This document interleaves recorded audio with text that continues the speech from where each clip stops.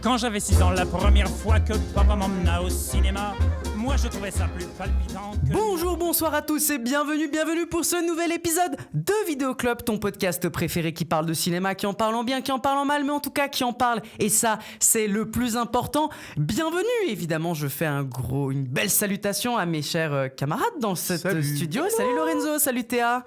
Comment vous allez, dis donc, en cette belle journée d'enregistrement? Ça va. Ça va. Un peu crevé, mais on est là. On est là. Théa, il y a de la motivation. On le sent, il y a de la motivation. Ah ouais, franchement, c'est la meilleure façon de finir la semaine et d'en commencer une autre. Il y a de la fatigue, il y a de la gueule de bois, il y a du plaisir aussi, évidemment, pour un programme bien sympathique, mais la fatigue est là. Et pourtant, quel plaisir de se retrouver autour de ces micros pour parler de cinéma avec un programme d'aujourd'hui bien chargé, parce qu'on va vous parler de beaucoup de choses. Notamment, on vous parlera de L'amour ouf de Gilles Lelouch, The Wild Robot, Nikki et aussi Lee Miller, pour ensuite arriver à, on va dire, un petit moment reco. Et cette fois-ci, pas de carte blanche dans l'émission, mais pas une carte blanche, pas deux cartes blanches, mais bien 3 cartes blanches. 3 cartes blanches. Je vois que... Tu te calmes tout de suite. Tu te calmes tout de suite. Je quitte la pièce. Je quitte la pièce.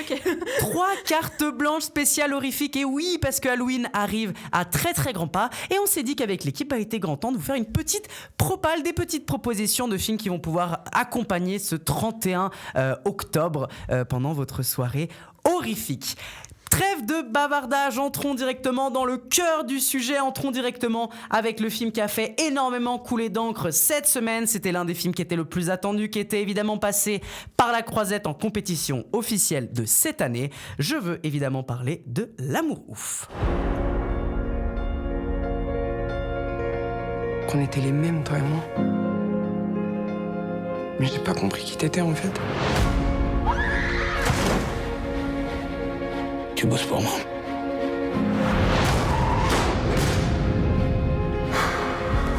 Allô mon amour, c'est pas moi, faut que tu crois. L'amour ouf est donc réalisé par Gilles Lelouch, qui après Le Grand Bain nous sort du coup ce nouveau film passé, comme j'ai dit, à la Croisette en compétition officielle, avec un casting, on peut le dire, XXL, hein. Franchement, on peut retrouver Adèle Exarchopoulos, François Civil, Alain Chabat, Raphaël Quenard, Benoît Poelvoorde, Vincent Glacoz, Jean-Pascal Zadi, Karim Leclou. Bref, il y a du très grand monde dans ce film, se décrivant comme une espèce de comédie musicale romantique ultra violente, et qui d'ailleurs est l'un des plus grands budgets du cinéma français de cette année, avec à peu près 35 millions, 40 millions de budget pour un film français. C'est quand même pas mal. C'est un film qui était énormément attendu par les cinéphiles et par le public, tant la proposition est particulière. Du coup, l'amour ouf, mais est-ce que c'est vraiment ouf pour tout le monde, mon cher Lorenzo? Ouais, peut-être l'amour pas si ouf ou l'amour bof. Non. En vrai, ça va, c'est pas mal. Comme tu disais, je l'attendais pas mal. La bande-annonce donnait vachement envie. Et puis tout ce qu'il y a autour du projet, ça donnait envie d'être vu. Mais bon, j'en ressors un peu mitigé. Comment dire, par où commencer? Non, mais on sent que c'est Lelouch derrière. On sent toutes les bonnes intentions du gars, mais on sent aussi tout le manque de subtilité qu'il y a autour. Et on sent toutes les refs, j'aimerais dire, oui. Lelouch, on a vu que t'as vu plein de films et que à chaque fois t'étais là, je veux ça dans mon film aussi, genre West Side Story. Tu as vu Pulp Fiction. C'est ça, tu as vu Pulp Fiction, tu as vu West Side Story, tu as vu Les Affranchis. D'ailleurs, Benoît Poelvoorde, c'est Jack Nicholson dans Les Affranchis. Claire. Ce qui est assez fou parce que ce mash-up fonctionne. J'étais assez étonné de voir que putain, Poelvoorde extraordinaire. Poelvoorde. En parrain de mafia de petits gangs du nord de la France, ça fonctionne super bien. Qui chante en plus. Qui chante pour des vieux. Mais on a vu que t'as vu Hit, on a compris les rêves du gars, mais bon, je me dis, vu qu'il a des bonnes rêves, ça rend plutôt bien. Tu vois, il a vu des bons films, il aime le même cinéma, donc à la fin, ça en est là, mais on se dit, bon, mon gars, t'es là parce que t'as fait un mash-up de tout ce que t'aimes bien dans le cinéma, et puis on sent son écriture derrière, et moi, c'est vraiment ça qui, par moment, vraiment me retenait beaucoup. Dans mon siège, c'était... Je pense à cette scène d'Alain Chabat qui se fâche vers la fin contre Adèle Exarchopoulos. Et on sent derrière, on sent Lelouch qui fait « T'es en train de gâcher ta vie, tu peux pas faire ça !» Et c'est Chabat, merde. Laissez-moi mon Chabat. Et tout le monde parle comme Lelouch. Et il y a ce truc où je me dis, de temps en temps c'est bien, de temps en temps c'est vraiment fort, puissant, ça fonctionne. Et des fois c'est des poncifs, c'est pas très subtil, c'est vraiment écrit, on dirait des fois qu'on a demandé à une IA d'écrire un film à la Lelouch. Wow, là tu vas Wow, fort, wow, Poto. wow. Là tu vas Il y a fort, des tu trucs, vas fort, il y a tu vas des fort. trucs où vraiment, enfin toutes les répliques, on sent Lelouch derrière. Et je me dis, il y a une force, ça fonctionne plein de fois, mais des fois c'est justement un handicap du film d'être autant rattaché à son réalisateur, autant ressentir le gars derrière et son identité. Donc voilà, ça m'a un peu laissé en dehors, mais bon, des fois ça fonctionne. La réal, faut le dire, vu qu'il a des bonnes inspi de réal, de mise en scène, qui s'est très bien entouré, là la photo rend bien, la réal rend bien, la mise en scène rend bien. Donc voilà, faut... J'irais même plus loin, pour moi c'est juste extraordinaire Ouais, ce qu'il nous fait en termes de mise en scène. Faut le D'accord, souligner, on est d'accord. c'est vrai que pour un acteur en plus, et puis ses derniers films n'étaient pas non plus spécialement flamboyants de réalisation, là pour le coup, vraiment ça fonctionne. Les acteurs jouent très bien, le cast est bon, surtout big up aux deux jeunes. Oh Parce oui, que- c'est Ouais. incroyable. Parce que Civil et Exarchopoulos, des fois de temps en temps un Civil peu de bof, retenue, ouais. Civil bof, mais vraiment les deux jeunes, surtout qu'ils tiennent le film, ils tiennent la première partie du film, ils ont vraiment une grosse place, et bah ça joue super bien. Et ouais. pendant longtemps, je croyais à leur histoire, le début de romance, ça fonctionnait super bien, c'était assez mignon. Même si voilà, à nouveau, ce genre de petits trucs qui est assimilé dans le film qui me retiennent, les flambis, les punaises de flambis là, ça prend tellement de place, ça m'a saoulé ce truc des flambis. Oh. Mais c'est Ça marrant. va, ça passe Non, tout mais- seul. Ça C'est mais pas c'est long. pour mettre la ref des flambis. On est en France à cette époque-là, quoi. C'est Mais il y a- pichou. ouais, ça revient pas déjà dans le film. Et puis il y a tout ce truc où, en fait, le film, genre, il est cool. Et puis il y a toujours des petits abus un peu comme ça. Je me dis, bon, avance, merde, passe à autre chose. C'est vrai que c'est très long quand même. C'est long, Ah, ce moi truc. je suis pas du tout d'accord, Et- mais et moi la j'ai mu- pas vu passer le temps. Non, non, long, ça va. Sur les dernières 30 minutes, Faut rappeler que c'est quand même un envie. film de 3 heures, hein, c'est ça qui est très Et je vais revenir, non, 2h40. Mais Oui, pardon. je vais revenir sur la fin. Non, mais 2h46. Enfin, la fin, en fait, oui, ça va, 2h46, merci. Non, mais aussi un truc qui... Et là, c'est même pas que ça m'a fâché, énervé, ou que c'est une mauvaise chose, mais juste, je ne comprends pas. Et là, on peut avoir une discussion. Ouais. Le début du film... Le twist. Le début du film Ouais. te dit A, te Mhm. dit situation Ouais. donnée A, et sur la fin, Ouais. t'as envie que ça aille quelque part, tu penses que ça va quelque part, et le film te dit B. J'ai un gros problème avec ce twist. Et moi, mais- ouais. et surtout, du coup, ça donne une toute autre morale au film. Mhm. Parce qu'avant d'y aller, bon, sans faire exprès, j'ai eu 2-3 échos, 2-3 critiques, vu à droite, à gauche des réactions. Puis ça disait que c'était un film qui glorifiait la violence, qui était légèrement macho. Et pendant tout le film, je me disais, ok, mais non, c'est justement, c'est l'identité des personnages, c'est sûr, mais c'est pas tant glorifié que ça. Même si de temps en temps, il y a des petites scènes de séquences cool, montage cool, musique gang Oui, et tout. c'est vrai. Et tu te dis, bon, c'est pas très fin, c'est pas très subtil. Justement, je reviens à ce que je disais tout à l'heure. Ce truc un peu, on fait des effets, mais en fait, ça reste des gangsters. Mais la fin, en fait, du coup, elle va dans ce sens-là. La fin, du coup, moi, non pas que je la trouve profondément amorale, profondément mauvaise, mais déjà, en termes d'écriture, de synopsis, pour moi, il y a quelque chose qui va pas, je sais pas, j'ai loupé quelque chose, j'ai loupé un indice. Du coup, ça a fait des grandes discussions après la sortie de salle qui étaient très intéressantes, mais il y a quand même quelque chose, je me dis, bizarre. Et du coup, sur la morale, ça dit quelque chose de bizarre, mais ça permet de faire des big up. J'aimerais finir par big up au gars qui joue le manager à la fin. Je Oh putain, ouais. je trouve monumental. J'ai pas retrouvé malheureusement le nom de ce gars qui ressemble à Pio Marmaille, mais fou. Non, mais tu sais, t'as tout le film, t'as l'impression d'avoir vu beaucoup de choses, t'as quand même eu beaucoup de scènes et tout, et t'as ce mec-là, il a 5 minutes. Pour moi, il a presque volé le film parce que non, mais moi je le trouve assez fou. Cette scène est assez folle, je trouve. Big up au pauvre infirmier qui juste veut faire son La métier. situation, Qui ouais. veut juste faire son métier et du coup pour moi bon, je vais pas spoiler, mais on touche le fond avec ce que dit Civil et ce que fait Civil à ce moment-là avec son petit papier.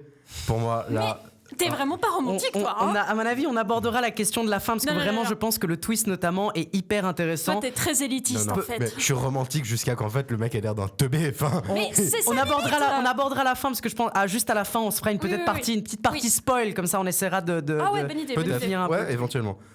Big up au cinéma d'Escala qui diffuse leur film en volume 2. C'est vraiment Ouais, c'est une un peu catastrophe. triste, ouais, ouais. Ah, le vieux. Et puis, non, juste, ouais, je sais pas, ça. Je vais pas bouder mon plaisir. Il y a eu quelques bonnes scènes. La scène du braquage, comme je dis, qui en plus est beaucoup inspirée des hits, je la trouvais vraiment forte. Alors qu'en plus, il y a eu quelques extraits dans la bande-annonce. Et quand j'ai vu venir le truc, ça fonctionnait super bien en tension. Tout le truc gangster, quand même, t'y crois, alors que ça reste la France des années 80. Et le nord de la France des années 80, et avoir implémenté ce truc à la Scorsese dans la France des années 80, je trouve que ça fonctionne super bien. En plus, dans un contexte un peu minier, dans ce contexte de port marchand, il y a tout ce fond propos politique. Tu reconnais quand même un peu le louche derrière qui est là. Moi, mon père, on lui a jamais dit bonjour, on l'a jamais dit au revoir, on n'a jamais dit merci. Moi, mon père, il était cheminot. Ouais, non, mais je te jure, mon père, il était chiant. Le père Labatte, c'était pas très loin, tu vois. Et puis bon, oui, tu sens qu'il y a une espèce de mélancolie un peu passive. Il y a un peu ce truc de la France des années 80. En tout cas, le film est très ancré dans quelque chose qui est du passé. C'est et ça. qui s'inscrit dans un style, etc. Mais je te laisse peut-être conclure. Mais écoute, ce propos politique, quand il est arrivé, tu sais, moi, ça fait 25 ans que je bosse, et on m'a viré comme ça, sans rien dire, ni bonjour, ni au revoir, la privatisation, nanani, nanana. Il me disait, bon, on sent l'écriture de Lelouch, on sent une pseudo-revendication politique, mais voilà, c'est le genre d'éléments parsemés que je trouvais bien dans le film. En gros, vraiment, en vrai, c'est juste autour de la table, je pense que je suis celui qui a le moins apprécié, mais j'ai quand même vraiment plutôt bien apprécié. Ça reste un plutôt bon film, le temps passe plutôt vite, c'est assez bien rythmé, même si bon, le fait que chaque musique revient genre 3 fois... non, mais je sais qu'à chaque fois. Comment ça fonctionne un leitmotiv? J'ai compris que à chaque fois ça dit pas la même chose, ça essaie de rappeler d'autres choses. Mais t'as quand même un peu l'impression que bon, le film il tourne en boucle. C'est Nothing Compared to You ou A Forest. Et puis t'es en mode, oui, bon, on a compris, t'aimes bien ces musiques, Gilles. Mais bon, c'est vrai qu'elles servent à la narration, mais au bout d'un moment, je sais pas, je trouvais ça bien. Je pense que si je le revois, je serais dans cette même vibe de ouais, bien, ok, cool. Et après, bon, je comprends un peu la hype autour, je comprends que les gens aient aimé. Il y a quelque chose d'assez foisonnant qui fait que il y a quelque chose de très, je trouve, Scorsese. Tu sens que le gars, il s'est inspiré du Scorsese des années 2000, où on te fait un truc avec beaucoup d'éléments, un truc très lourd, très long. Et c'était assez cool, mais je vais vous laisser la parole aussi, on en parle ensemble. Théa, en tout cas, toi, on peut dire que tu es au-dessus, on va dire clairement de ça. J'ai l'impression que c'est peut-être un de tes grands coups de cœur, j'ai l'impression. Franchement, en tout cas. ouais, premier degré. Alors moi, j'ai une expérience aussi particulière parce que je suis tombée totalement par hasard sur l'avant-première officielle de L'Amour Ouf, qui est retransmis en même moment dans plein de cinémas en France, en Belgique, Luxembourg et en Suisse. Et donc, à la fin, on a eu un live avec les membres du cast, genre table ronde, revue de presse, etc. Donc, d'abord... Tu posais une question pour Vidéo Club? Non, mais gros, c'était que les Français qui posaient des questions. Et puis, alors, au début, je voulais rester. Sans blague. Mais c'était inintéressant au possible. C'était vraiment du genre, ça fait quoi de travailler avec Gilles Lelouch? Ouais, bah c'est clair que c'est des avant-premières où t'as le public un peu lambda qui y va, évidemment, que t'es pas autour de spécialistes ou de gens fins connaisseurs. Hein, je peux te dire. Mais après, j'en suis sorti, je me suis dit, j'aimerais bien interviewer Lelouch. J'aimerais bien l'entendre parler. Merci, que j'ai vu le film ou pas, moi, dans tous les cas, j'étais chaud d'interviewer Lelouch. D'ailleurs, Gilles, si tu nous entends, big up. Hein. Non, mais j'aimerais bien l'entendre parler de son film. Ouais. Mais justement, du coup, j'ai pu apprendre que ça faisait super longtemps qu'il voulait le faire parce qu'en fait, c'est tiré d'un livre que lui avait offert Poulvord. Et puis en fait, ce livre, il se passe en Irlande. Et donc, ils ont transposé. C'est pour ça, je pense que ça a aussi gardé tout cet aspect minier, c'est pas déconnant. chaud, etc. Enfin, genre... C'est un projet qui est là depuis plus de 20 ans. Exactement. Il devait normalement le réaliser avant le Grand Bain. Et en fait, pour des raisons de budget, pour plein d'autres raisons, il l'a tout simplement pas fait. Voilà. Et du coup, tu sens que ça lui tenait beaucoup à cœur. Et puis, je sais pas... On parle de Coppola, là ou non, mais justement, mais je trouvais que pour le coup, je comprends pourquoi ça a attendu autant longtemps. Et véritablement, je pense que c'est pas si gâché que ça. Parce que, oui, évidemment qu'il a mis toutes ses rêves. Il a mis ses musiques préférées. Et d'ailleurs, c'est ce qu'il disait à un moment avec Poulvord. C'est ce qu'on a voulu retranscrire, c'était une forme de nostalgie des années 80, de tout ce qu'on a connu nous quand on était à la place des jeunes là, mais une forme de nostalgie qu'on regrette pas tant que ça non plus. Genre, c'est pas comme si c'était l'époque dorée dans laquelle on pouvait faire tout et n'importe quoi. Et je pense que ça se montre aussi parce que tu sens que tu peux t'en sortir que si t'es violent ou un truand ou un truc dans le genre. Bref, globalement, j'ai trouvé que le film était très, très flamboyant. J'ai beaucoup aimé le jeu des couleurs. Je suis pas très symbole d'habitude, ça me casse un peu les couilles d'arriver à ce niveau-là, un peu râler pâquerette, je trouve, d'analyse, mais là, je trouvais qu'il y avait quelque chose, il y a une forme de dualité, de même tri, alité, je sais pas comment dire ça, entre le rouge, le bleu et le jaune. Pour moi, le jaune, ça symbolisait plus la part de de crime, de violence ou d'envie ou de jalousie, quelque chose qui est à voir avec plutôt le monde de la drogue, de tout ce que fait un des personnages dans le film.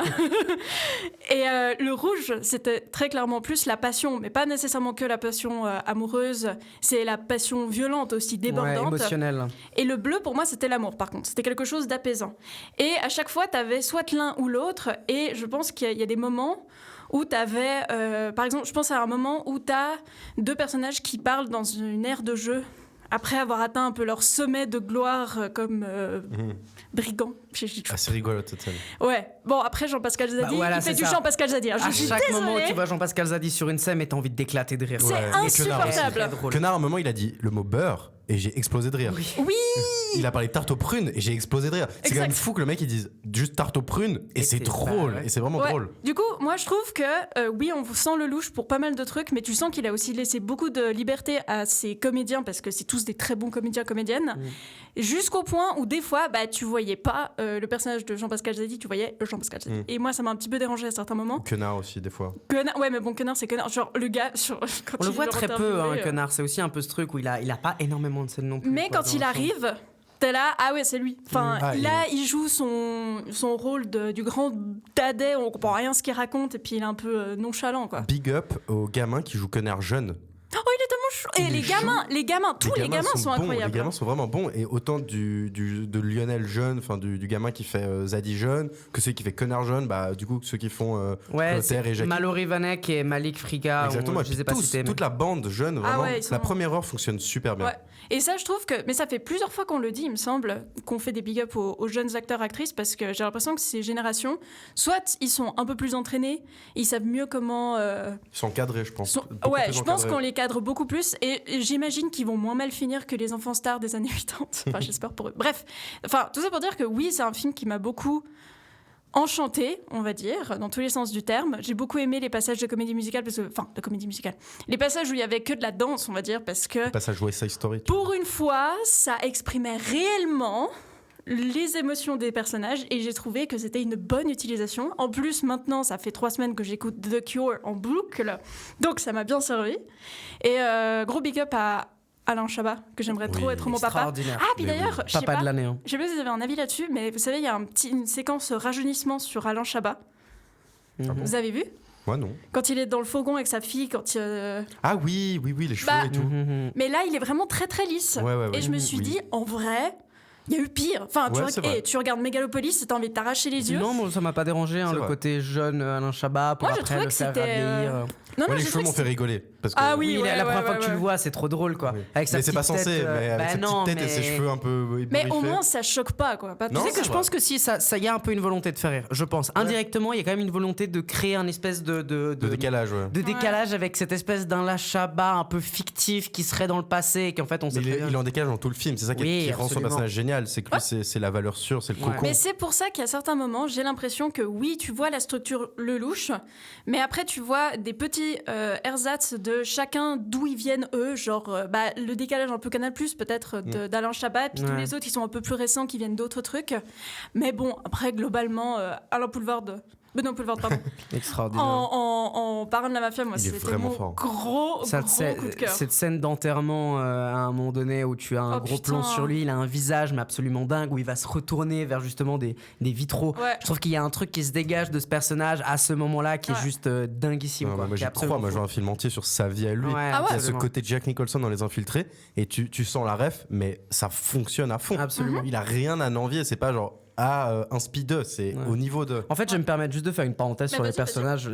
En fait, ce que je trouve extraordinaire, en tout cas dans le film, après je reviendrai un peu plus sur mon point de vue, mais juste sur la question un peu des personnages, ce que je trouve extraordinaire, c'est qu'il y a une vraie écriture qui est vraiment brillante, je trouve, des personnages. C'est-à-dire, en fait, il y a une subtilité d'écriture et il y a un vrai taf à chacun des personnages. Et c'est des personnages qui ont tendance à jamais être des personnages soit tout blanc, Ouais, exact. soit trop noir, et en même temps qu'ils ont quelque chose d'une grande sympathie et en même temps une qualité de détestation interprétation. Et je pense que l'un des personnages que je trouve le plus brillant dans l'écriture, c'est notamment le père justement de Clotaire, que je trouve assez dingue parce que c'est un personnage qui a tout de quelque chose de crasseux, de violent. C'est quand même un gars qui bat son gamin, c'est-à-dire qu'il le frappe. Il y a un truc de l'ordre de... C'est quelque chose qui est répugnant. Et pourtant, c'est un personnage qui sacralise qu'une seule chose, c'est l'amour.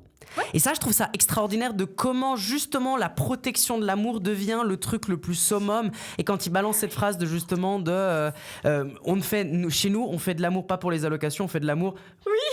Enfin, on fait des enfants par amour. Et je trouve que cette scène est très belle. C'est un personnage, mais je pense qu'il y en a tellement d'autres personnages qui ont cette subtilité d'écriture, que ça soit Adèle, que ça soit François Civil, que ça soit Alain Chabat, comme on a dit, Raphaël Quenard aussi, tu vois, Jean-Pascal. Bof, le personnage de Lacoste. Mais même Lacoste, je trouve qu'il y a un truc un peu genre... voilà, il y a un côté pathétique. En même temps, il y a une vraie sincérité quand il essaye de draguer pour la première fois Exarchopoulos. Mais en même temps, ça devient un mec qui est horrible au final. Enfin, il y a des mélanges qui font que les personnages sont d'une très très grande intelligence d'écriture, et ça vraiment je pense que c'est un gros point à mettre en avant dans le film. Ouais, je te rejoins totalement sur le fait qu'il y a toujours de l'amour, il y a toujours ce bleu comme ça qui est tapi dans tous ces personnages. C'était marrant parce que pendant la table ronde, il y a l'actrice qui joue la mère de Clotaire, qui est en fait, je pense... super. Incroyable. Je pense que c'est la seule personne que le père de Clotaire doit vraiment aimer. Mais je pense que profondément. c'est... Enfin bref, peu importe. Mais c'était peu importe, c'est pas ce que je voulais dire. Mais en gros, elle disait que pour elle, ce qui était incroyable, c'était que finalement le choix de l'amour parvient à te sauver. Alors c'est très cucul la praline, mais à mon avis c'était ça. Alors oui, c'est ça le message in your face du film. Mais c'est pas si faux parce que souvent on fait de mauvaises actions pour l'amour. Par exemple, le père Benoît Poulvorde, c'est par amour qu'il fait une certaine chose.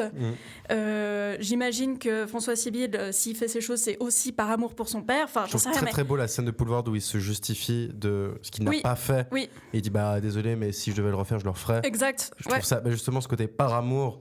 Et tu dis t'es capable de consciemment faire des erreurs par amour. Ouais. Mais ça veut pas dire que l'amour c'est une finalité qui, expie tout.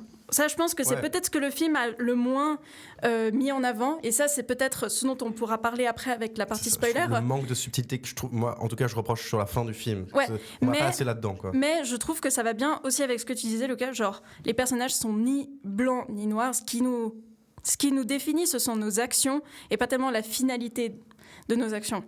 On n'est pas bon ou mauvais, c'est vraiment qu'est-ce qu'on fait. Et c'est ça que je trouve est intéressant à la fin du film, même si honnêtement, moi j'étais partie sur effectivement la fin du début, quoi. Ouais, et là, ils nous ont tellement fait une Twilight 5, j'étais trop vénère. On y reviendra un peu sur ce twist juste après, mais je vais me permettre un peu aussi de donner mon avis sur ça, mais en fait, moi je me reproche beaucoup plus du point de vue de Théa, même si j'ai quand même un peu quelques petits blocus sur certaines choses. En fait, ce que déjà moi je trouve extraordinaire dans ce film, c'est que j'ai vraiment énormément aimé, c'est que je trouve c'est vraiment un film qui est un geste d'un réalisateur d'une puissance folle et qui en fait est clairement et seulement dans un acte purement émotionnel. C'est-à-dire, on n'est pas dans un film...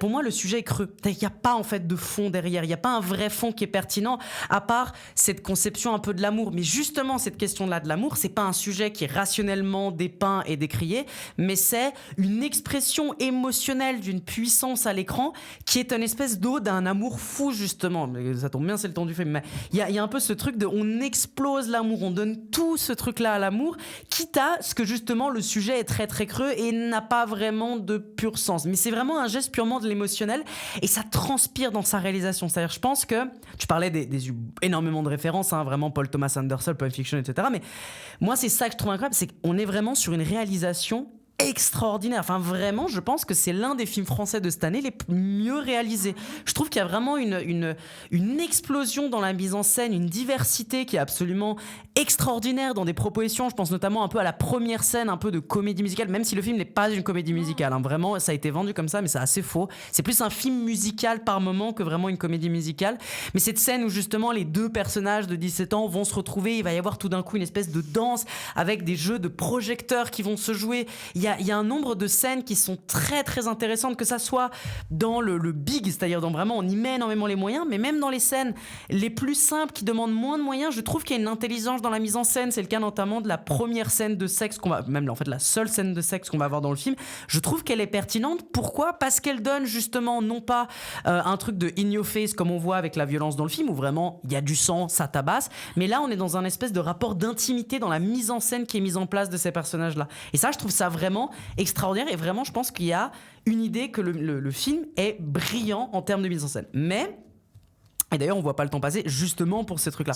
Je te rejoins. Chaque plan essaie d'avoir une idée. Ça, Ouais. moi, là, c'est notable, c'est relevable. Quasiment chaque plan, quasiment chaque scène essaye d'avoir une proposition. Et là-dessus, c'est vrai qu'on a. Bravo Gilles. Bravo, Ouais. Gilles. Mais c'est là où du coup moi je me bloque aussi sur un truc et c'est là où en fait j'ai un peu plus de limites sur le film, c'est que j'ai deux éléments. Déjà, en fait, le film, pour moi le film est excellent.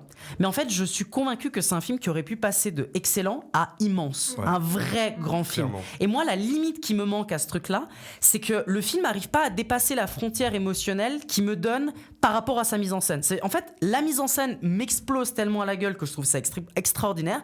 Mais émotionnellement, le lien entre les personnages et la relation amoureuse entre les deux personnages et ce qui se passe ne m'emporte pas au même niveau que la réalisation que je trouve extraordinaire. Il y a un peu ce côté, pour le dire plus simplement, normalement ça c'est un film qui normalement est censé te faire chialer à la fin. Ouais. Moi, je n'arrive pas à pleurer, je n'ai pas l'émotion et la chaleur à l'intérieur de moi comme j'aurais pu m'attendre de voir un film comme ça. Et c'est pour ça que pour moi, ça reste un très bon film, d'accord ? Mais ce qui me gêne, c'est de ne pas réussir à passer cette étape-là de l'excellence. Parce que je suis convaincu que ça aurait été un film qui aurait pu avoir une excellence. Parce qu'il y a quelque chose de l'ordre du geste qui, moi, me plaît et que je trouve assez beau. Mais là-dedans, je l'ai pas. Et ce qui fait que j'ai beaucoup de sympathie pour ce film. Et le deuxième élément qui, moi, me dérange, et là, si vous voulez, on peut aller un peu plus dans le côté spoiler, dans justement ce truc de twist. Il y a un twist à un moment donné dans le film. Alors, maintenant, du coup, je me permets de dire, pour les personnes qui n'ont pas encore vu le film... Zone spoiler. Tu veux faire un jingle spoiler, Théa ? Non. Elle va me le faire. Et ben, ça sera ça, le jingle spoiler. Elle a Donc, dit non alors qu'elle l'a fait. Voilà, exactement. Je voulais pas le refaire en fait. Allez en description si vous voulez justement sauter cette partie spoiler parce qu'on va du coup littéralement spoiler. J'ai un problème avec le twist qui est celui de te montrer ce que normalement il se passe à la fin du film, à savoir que Clotaire se fait tuer d'une balle dans la tête et que à la fin du film, ce qui se passe, ce n'est pas ça. Moi en fait, j'ai deux problèmes avec cette fin, c'est que en fait, elle va contre déjà d'une part, elle va contre les lois cinématographique Oui, de oui, cette oui, année. oui. Et on te donne B. Et le deuxième, c'est que je trouve que c'est une manière de mentir à ton spectateur. Ah ouais Et ça, pour moi, c'est pas juste. Je suis plutôt de Je ce côté, pense que ouais. c'est pas juste, mais j'ai une autre réflexion qui vient derrière, qui est en fait de me dire pourquoi il a fait ça. C'est que l'idée, c'est de montrer que l'amour est tellement fort Bah, bien sûr que que c'est pour ça. tu peux être capable de briser les lois même du cinéma, parce que ce qui fait qu'il n'y a pas ça qui se passe, c'est parce qu'il reçoit 2 coups de fil. À la première scène, il me semble qu'il reçoit pas de coups de fil. Non, Mais Si, mais en et fait, reçoit il aussi des coups de l'ignore. fil. Voilà, ok. Donc il y a un peu ce truc de... En fait, j'ai voulu t'avoir sur ça. Et je ne sais pas comment me positionner. D'un côté, je suis un peu en mode c'est legit parce qu'il y a un peu un geste qui est sympathique. Mais en même temps, j'ai beau me dire ça, j'ai beau me dire oui, mais Gilles, tu as menti. Tu viens de mentir à ton spectateur et ça ne marche pas de juste dire je t'emmerde. Ça ne marche pas de juste dire en fait les règles je m'en fous, je ne les respecte pas, donc j'en arrive pas à ça. Je trouve ça pas spécialement juste et c'est peut-être un des trucs aussi qui me bloque pas mal. Ok. Je sais pas, moi, ça m'a pas tant choqué que ça. Ça m'a paru être plus comme un flashback. Donc, je sais pas, moi, ça m'a pas dérangé. Et puis surtout, en fait, à part ça, donc, je trouve que la morale est nulle à la fin parce que ça veut dire qu'en gros, on oublie tout ce qu'il a fait. Oui, Le il y, gars. a ce côté rédemption, mais quand même un peu sorti du cul, quoi. C'est vrai. Mais moi, je pense même pas qu'il paye pour ses crimes. Pourtant, il a à payer pour tous les crimes qu'on nous a montrés pendant tout le film. Mais tout d'un coup, à la fin, il est juste là, il est employé dans un magasin. Ce qui Ouais, aurait- c'est ça pas sa été rédemption, chopé. c'est Ce qui ça aurait ce côté. Il se rattrape, Ouais. il se réintègre dans la société en devenant un gars banal et random. Mais du coup, déjà, merci pour tous les gens random et banals qui n'ont pas eu son passé. Et il y a un peu ce côté de. Oui, enfin, il devrait quand même un peu. Il a payé pour ses crimes, entre guillemets, c'est vrai, mais il n'a pas spécialement changé, quoi. C'est juste. Non, c'est pire que ça. Il a fait une promesse à C'est ça, Adèle qu'il allait changer. Et ça, c'est tellement le trope de je peux changer les hommes. Et ça m'a. Moi, il y a une phrase J'avoue, qui- ça m'a ouais. cassé les couilles. Hein. La phrase de. Vous savez pourquoi il fait ça ? Ah oui. Parce qu'il m'aime. Non, parce qu'il me l'a promis. Parce qu'il me l'a promis. Mais ça va parce dans que la ce même que- direction Ça que ce va que pas. le film essaie de proposer dans la question de l'amour. Et C'est ça qu'il dit, quoi. C'est toxique. En Enfin, fait, du relationnel amoureux, il fait ça parce qu'il m'aime, il fait ça parce qu'il m'a fait une promesse. ouais, mais jusqu'où va ta promesse pour que ça passe de mignon, gentil à totalement toxique et fucked up. Ouais, en fait, ce qui manquait à ce film, à mon avis, pour qu'il soit vraiment excellent, c'est du tragique. Parce qu'on a vu de la comédie, on a vu du romantisme, on a vu des tas de choses. Ce qui manquait, c'était effectivement un arc rédempteur pour tous les personnages, pour dire, OK, maintenant c'est fini. Oui, vous aviez un amour de jeunesse, etc., mais ça peut pas excuser tous les crimes du monde et ça peut pas expier tous les sins au monde. Donc moi, j'aurais bien aimé, si ça avait fini avec l'option A, j'aurais été satisfaite. Ça aurait été Totalement. un film en mode Roméo et Juliette, ça finit mal parce que ou West Side Story parce que ça finit toujours mal ces merdes. Ça finit toujours mal. Tu peux pas montrer ce monde de violence sans imaginer que à la rigueur, genre on soit 15 ans plus tard quand il sort de tôle et qu'elle vient le chercher quoi. Ouais, c'est Baby Driver. Mais ça porte pas le message que le film. Encore une fois, le problème c'est que la ligne directrice du film, c'est te dire l'amour est tellement fort que tu peux tout faire. Ouais. Et du coup, évidemment que ça veut dire qu'on peut niquer les lois du cinéma et de faire qu'en fait on est sur une happy ending et qu'en fait on arrive à hyper esthétiser ta dernière finalité du film. Je veux dire, le moment où Clotaire arrive pour aller aider Adèle Exarchopoulos, enfin le personnage d'Adèle dans la cabine téléphonique, Jackie. Qui essaie de protéger Jackie parce qu'elle s'est fait agresser machin. Enfin, il y a un moment donné dans cette scène quelque chose qui est hyper beau aussi esthétiquement machin, mais au final ça revient toujours à ce truc de n'empêche.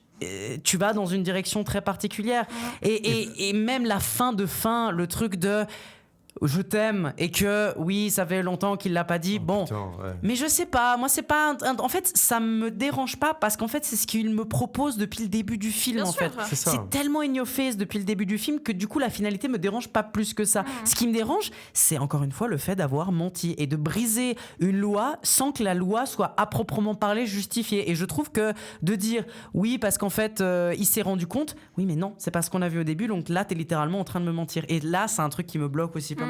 Je rejoins totalement Théa parce qu'il y a ce truc où on te donne A et A c'est qu'il meurt d'une balle dans la tête et moi je me construis tout le film en me disant on va arriver à ça et comme tu dis au bout d'un moment on peut plus être dans la rêverie, on peut plus être dans l'amour naïf et ça aurait été une fin comme une autre de il meurt, les autres doivent se construire autrement. Et du coup je trouve qu'il y a une forme de mensonge, un mensonge cinématographique, un mensonge moral et non, et il y a ce truc un peu naïf de j'aurais bien voulu une fin où on dit ouais bah c'est ton premier amour, c'est ton premier amour, ok, trop bien, trop cool, passe à autre chose. Moi je trouve ça fou, vu qu'on est dans la zone spoil, ce truc de la boîte de nuit où il va se taper une autre meuf juste parce qu'elle ressemble à ouais, mais bon ça on l'a. Oui, mais ça montre justement le côté monomaniaque et toxique du gars. Oui. Au bout d'un moment, le mec, j'avais envie de dire, mais passe à autre chose. Il y a beaucoup de critiques justement qui disent que c'est un film qui est un peu rétro dans la représentation des hommes toxiques, etc. Je partage pas complètement ce point de vue, mais je comprends parce que moi, j'avais envie de dire à ce personnage, mec, t'es beau gosse, t'es plutôt sympathique au premier abord.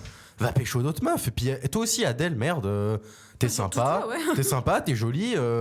Tu mérites un chic gars, ok, triste tout côté arc, Vincent Lacoste, ok, super triste, scène de la cabine téléphonique assez intense, mais à nouveau, voilà, j'en arrive à cette scène de la cabine téléphonique, déjà comment il l'a retrouvée, tu vois, moi, ça fait une semaine que je me dis, comment, c'est une cabine téléphonique, comment tu sais qu'elle est là, tu vois, elle t'a téléphoné sur ton Nokia à la con, où tu sais même pas qui t'appelle. Par contre, non. Il l'a retrouvée parce que c'était la cabine téléphonique où il se retrouvait. Ouais, non, mais Pardon, désolé. C'est évoqué en deux. Plein de fois, c'est historique, c'est comme ça. Mais une fois, c'est déjà bon, ça justifie. C'est ça, voilà, mais on te l'a posé comme si c'était évident de... Mais c'est évident, c'est du cinéma. Alors pour une fois qu'il respecte une loi, enfin. Il y a eu 10 ans. Le mec, il a passé 10 ans à écrire des mots sur un bout de papier et il s'est dit, elle est là-bas. Tiens, bon, si tu veux, parce que la scène est pas si mal. Peut-être qu'un des mots, c'était cabine téléphonique, qu'est-ce que je te dis 457 mots qui me font penser à toi, cabine téléphonique. 45 cents. Non, mais ouais, cette fin, j'aurais vraiment bien voulu qu'il y ait ce côté tragique, un peu Roméo et Juliette, le daron il est mort, l'autre il a refait sa vie, l'autre il s'est pris une balle dans la tête, elle a un mariage foireux, et des fois la vie, c'est comme ça, merde, c'est... Et non, j'aurais bien voulu ce côté de... Et du coup, ça aurait donné une teinte beaucoup plus nostalgique au film, c'est sûr. Mais au moins, ça aurait été déjà un peu plus assumé. Puis il y aurait toute la couleur du film qui va dans ce sens-là. Parce qu'on me dit A et on me donne B. Et du coup, ça fait c'est un autre film, c'est totalement un autre film. Mais bon, comme tu dis, moi je trouve qu'il y a un goût d'inachevé parce que tu sens le potentiel fou d'être un chef-d'œuvre monumental de A à Z. Absolument. Et je finirai aussi par les moments qui m'ont le plus touché.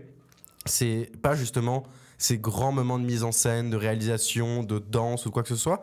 C'est tout l'arc avec les parents. Shabba, ça m'a beaucoup touché. Bien sûr. Quand Adèle Exarchopoulos, elle va voir la mère de Clotaire. Ils se prennent dans les bras. Quand elle se prennent dans les bras, tous ces trucs-là. Absolument. Le fait qu'il lui donne la photo avec un numéro de téléphone, par exemple, je trouve aussi que c'est un truc un peu sorti du chapeau. Mais en fait, sur l'instant même, ça fonctionne. Il y a une vraie profondeur d'écriture et de sincérité qui fait que ça fonctionne. Donc je retiens ça. Il y a beaucoup de sincérité, de profondeur amenée par Lelouch. Des fois, c'est un peu bateau et cucul après l'internet, et des fois, c'est vraiment touchant et sensible. Donc, je suis content que ce film existe, et puis je pense qu'il servira d'inspi pour beaucoup de gens, parce qu'il a quand même vachement plu. Pour peut-être un dernier petit mot avant de terminer, moi je pense que vraiment ce que je vois, c'est qu'on est avec un Gilles Lelouch qui dans ce film-là se permet enfin de lâcher les rênes, permet enfin d'exploser en termes de mise en scène, chose que oui on n'avait pas autant que ça quand même dans Le Grand Bain, faut quand même l'accepter, c'était pas non plus une mise en scène absolument extraordinaire, explosive comme là il est en train de le faire, et pour moi ça révèle un peu l'immense talent de réalisation et de cinéaste qu'on a avec Gilles Lelouch, et c'est un mec qui moi m'intéresse énormément dans ses futurs projets parce que justement la Mourouf a l'air en tout cas d'avoir au niveau des critiques plutôt un truc plus que mitigé, hein. Donc ça m'intéresse beaucoup de voir la direction que va avoir Gilles Lelouch dans le futur et dans peut-être les futurs projets qu'il aura à la suite Mais c'est drôle justement comme ça a plu aux jeunes, ça a plu à la jeune génération et ça a moins plu à la vieille génération. Pour quelqu'un qui a pas aimé le film, putain. Non mais c'est vrai qu'il y a beaucoup de choses à dire. Bon, attendez, dernier truc. Combien de flambis vous lui donnez à ce film sur 5 ? Lucas. 4 flambis sur 5, moi vraiment je trouve que c'est vraiment un très grand film. Ok. 3 flambis, 3, parce que 2 ça va et 3 tu frôles l'overdose. Moi je mettrais 4,5. Genre le dernier t'en peux vraiment plus là, tu vas pas pouvoir le finir. Ok. C'était donc notre avis sur La Mourouf de Gilles Lelouch. On a des opinions différentes et on vous invite évidemment à vous faire votre propre avis en allant le voir dans les salles obscures. Et cette fois-ci, on va enchaîner avec quelque chose de complètement différent. Tournons-nous vers le cinéma d'animation, du cinéma d'animation qui est plus que touchant venant d'un très très grand studio d'animation. On va se tourner vers The Wild Robot. Processing language. You need to learn how things work on this island.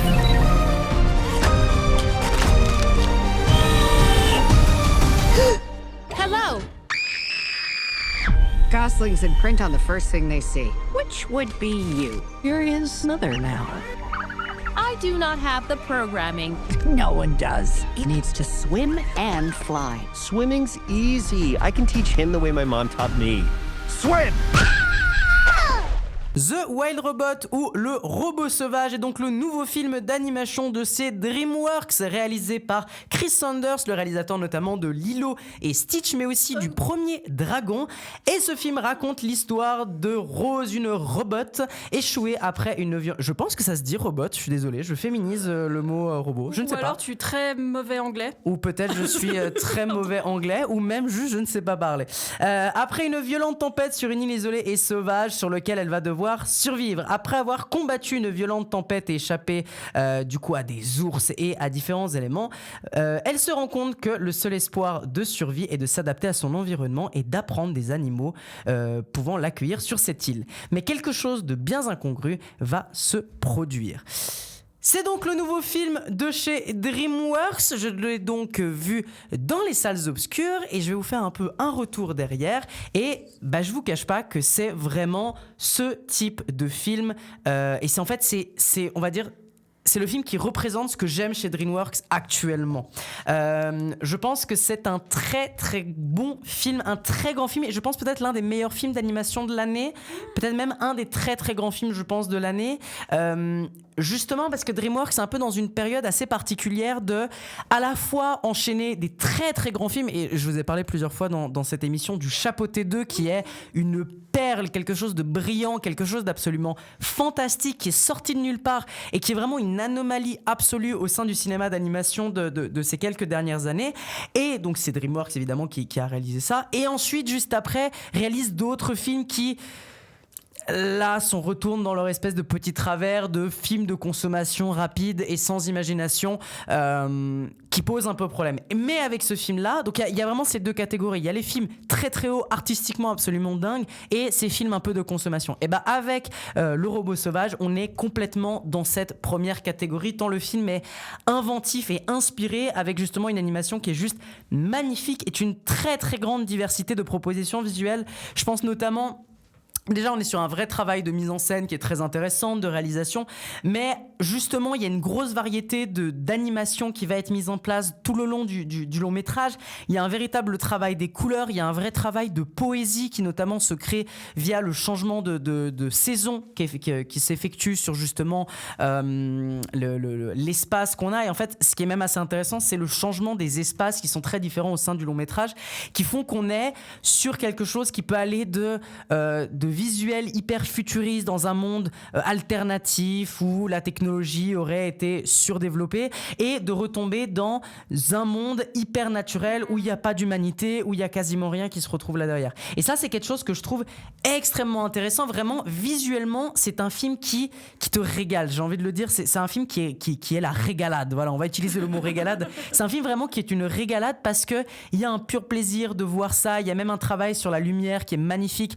La bande-annonce justement met aussi en avant pas mal ce truc de comment la lumière se dégageant du robot, comment justement les effets peuvent se créer sur les différents personnages. C'est quelque chose de très très très beau. Et en fait, en plus de ce qui est de sa matière propre, de ce qui est de sa superficialité et de justement la patte qu'il a autour qui est, je pense, vraiment sublime, il y a vraiment quelque chose en son cœur qui est le message qu'il essaye de porter et qui est hyper touchant, quoi. Enfin, en fait, c'est une œuvre qui traite de la question de la maternité d'une manière tellement juste, tellement touchante, et qui, moi personnellement, m'a complètement chamboulé d'une manière, dans la manière dont les thématiques réussissent à être apportées. Et je vous cache pas que moi, vraiment, c'est peut-être un des films où j'ai le plus pleuré, d'actualité en tout cas. C'est un des films que j'ai le plus pleuré cette année. C'est vraiment un film où les larmes ont coulé à flot, c'est le cas de le dire, parce que voilà, oui, beaucoup de larmes, mon Lorenzo, sont coulées sur mes petites joues. Non, mais c'est vraiment un film qui est extrêmement touchant, et ça me pose même la question de est-ce que vraiment un enfant va avoir le même rapport qu'un adulte, en fait. Il y a un peu ce truc de vois-le quand tu es jeune adulte ou vois-le quand tu es plus grand, où tout d'un coup tu as un espèce de retour envers ta propre expérience en tant que jeune adulte, en tant qu'adulte, etc., qui est juste magnifique. Et c'est là, on le dit souvent dans ces émissions, mais c'est aussi ça le génie de beaucoup de films d'animation, c'est de réussir à s'adresser à la fois au jeune public, et donc de s'adresser à des jeunes, mais aussi réussir à s'adresser à leurs parents, à un public qui est beaucoup plus âgé, et qui justement arrive à avoir une double lecture dans ce que tu essayes de proposer. Et je pense que ce film est exactement là derrière. On peut citer aussi bien d'autres choses, hein. Je pense que c'est vraiment une œuvre qui est réussie et qui est touchante, comme je l'ai dit, mais qui en même temps, en plus d'être touchante, arrive à parfaitement maîtriser son humour. C'est quand même un film qui est très divertissant et qui est drôle, quoi. Il y a une écriture dans la vanne qui est absolument brillante. Je pense qu'il y a beaucoup de travail de comédie de situation, mais il y a aussi beaucoup de comédie de punchline, d'écriture dans les dialogues. Il y a vraiment des répétitions, des running gags qui reviennent et qui font que ça marche super bien. Vraiment, il y a une écriture de vanne qui est au top du top du top, et qui en fait te fait passer tout le long du film entre je lâche une larme parce que je suis touché par ce que je vois à l'écran, mais à la seconde d'après tu peux juste éclater de rire parce que ce que tu vois est juste poilant et juste tordant, et c'est quelque chose qui est une qualité, et en fait en général une écriture qui est vraiment brillante. Je pense qu'il y a énormément d'autres thématiques, hein, que la question de la maternité. Il y a la question vraiment de l'individualité, de l'évolution, de la question de la famille, enfin bref. Mais pas aussi de la technologie, de l'IA. Oui, aussi d'une certaine manière. C'est vrai qu'en fait, c'est peut-être le truc qui m'a moins touché. Je pense qu'il y a quand même cette question de l'IA et de l'importance des sociétés connectées, on va dire d'une certaine manière, de comment ce truc-là peut avoir une évolution, machin. Mais c'est même pas en fait le truc le plus développé, en fait. Et c'est ça aussi que je trouve intéressant. C'est là, ces derniers temps, on a énormément d'œuvres qui sortent avec la question de l'intelligence artificielle, et c'est évidemment in your face le sujet de l'intelligence artificielle. D'ailleurs, je fais une parenthèse, mais par exemple, il y a le film Drone qui est sorti il y a pas longtemps, qui malheureusement nous n'avons pas pu le voir, mais Drone est par exemple un film qui est sorti il y a pas longtemps où vraiment le truc c'est in your face, les drones ils peuvent nous contrôler, on peut se faire voir partout, et puis un jour on sera sera tous contrôlés par des grandes caméras. Il y a- Spoiler, c'est un peu le cas déjà. Il Mais y a aussi un autre film qui s'appelle L'IA du mal. oui, Qui a absolument. eu l'idée Euh, de ce titre de merde? Blumhouse, bienvenue dans le monde de Blumhouse. On parlera un Et jour il y a de second Blumhouse. acte aussi, vous avez vu ça veut dire Ah là là là là là là, on n'aborde pas ça du tout, mon pote. Mais voilà, il y a quelque chose de brillant dans ce film. C'est vraiment une œuvre qui réussit tout ce qu'elle essaye d'entreprendre. Et en fait, pour conclure, je pense que c'est un très très gros morceau de cinéma. Je pense que c'est un très gros morceau. Je pense que c'est vraiment un des grands films de l'année à voir. Ça a vraiment été une œuvre qui m'a bouleversé, moi personnellement, de autant maîtriser ce que tu essayes de faire, de autant réussir à avoir une poésie qui se dégage de ton animation, d'avoir un vrai moment de comment on pourrait dire, presque d'extérioriser toi-même. Enfin, je sais pas comment dire, mais il y a vraiment ce truc de tu te déconnectes en regardant ce film-là. Et ça, c'est quelque chose qui est brillant. Je pense que c'est vraiment quelque chose que je ne m'attendais pas. Et c'est en partie aussi grâce à ça que c'est des films aussi qui te marquent. C'est les films que tu ne t'attendais pas à autant tomber dedans. Et c'est vraiment une œuvre que je peux que vous inviter, mais vraiment chaleureusement, à aller découvrir en salles obscures, parce que c'est une vraie expérience de pur bonheur sur grand écran. C'est vraiment un plaisir absolu, et c'est une œuvre qui mérite véritablement le coup d'œil. Et aussi d'ailleurs, n'oubliez pas que vous avez toujours un poids dans justement ce que les studios produisent et ce que les studios vont faire, et c'est typiquement ce genre de film qu'il faut aller faire soutenir. C'est justement ce genre d'œuvre qu'il faut pousser en avant pour justement dans le futur on ait en gros, pour que le robot sauvage ne soit pas une anomalie, mais que devienne en fait tout simplement une norme, que ça devienne tout simplement la base d'avoir des films de cette qualité, et pas quelque chose qui soit sporadique et trop ponctuel. Allez, on enchaîne après ce film. On part cette fois-ci vers le premier film d'une jeune réalisatrice. Parlons du film réalisé par Céline Salette avec Nikki. La poésie, c'est une maladie. Quand tu l'as, tu peux pas faire autre chose que ce que tu fais. C'est un bon repère d'artiste, cette impasse. Donc je vous présente Nikki. Toute maigre. Attends, on va te donner à manger. Donne-lui. Moi, c'est vrai, c'est vraiment ma maladie. He wants you to stay here. En général, le traitement est si intense que jamais aucun patient n'a la force de faire quoi que ce soit d'autre. Manifestement, vous faites exception. I'm not crazy. I know. Nikki est donc le premier film réalisé par Céline Salette, jeune réalisatrice franco-américaine qui s'est attelée au projet de réaliser un biopic sur la vie de l'artiste peintre française Nikki de Saint-Phal. Dans le rôle principal, on retrouve évidemment Charlotte Lebon.